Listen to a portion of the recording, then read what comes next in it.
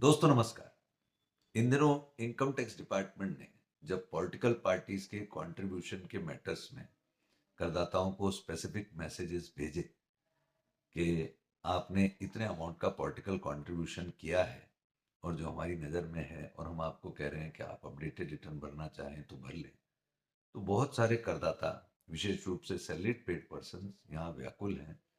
और ये पता चलता है जब उनकी ओर से क्वेरीज आती हैं कि अनूप जी ऐसे मैटर में क्या करना चाहिए। एक ऐसा ही और मैटर जो इन दिनों करदाताओं को परेशान कर रहा है, वो भी विशेष रूप से सैलरीड क्लास को, कि जहां पर किसी ने 50,000 रुपए से ऊपर का रेंट का पेमेंट कर दिया और अब इनकम टैक्स डिपार्टमेंट कह रहा है आपने टीडीएस नहीं काटा। तो दोस्तों, एक प्रैक्टिकल राय आपके समक्ष रखने के पर्पज से ये शॉर्ट लेकर के आया हूं।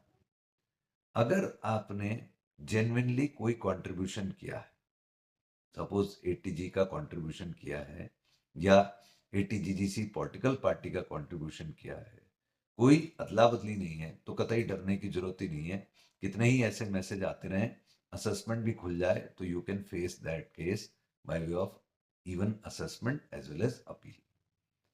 लेकिन मैंने अपने अनुभव से ये तक डिस्कशन देखे कि लोग कह रहे हैं कि साहब मैंने तो कंट्रीब्यूशन ही नहीं किया, या मैंने कंट्रीब्यूशन किया पर कुछ अदला बदली कर ली।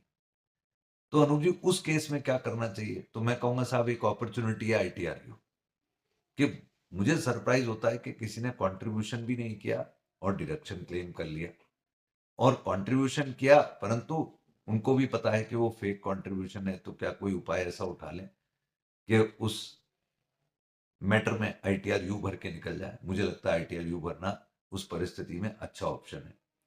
तीसरी बात, जिन लोगों ने एचआरए एग्जामिशन क्लेम किया है और 50,000 रुपए से अधिक का किराया दिखाया, उन्होंने टीडीएस नहीं काटा, अगर सामने वाले ने अपनी रिटर्न में वो इनकम दिखा दी है तो आप बहुत हद तक सेफ हैं। अब आपको टीडीएस जमा कराने की आवश्यकता प्राइमा फेसाई नहीं है। आप अपने सीए से संपर्क करें।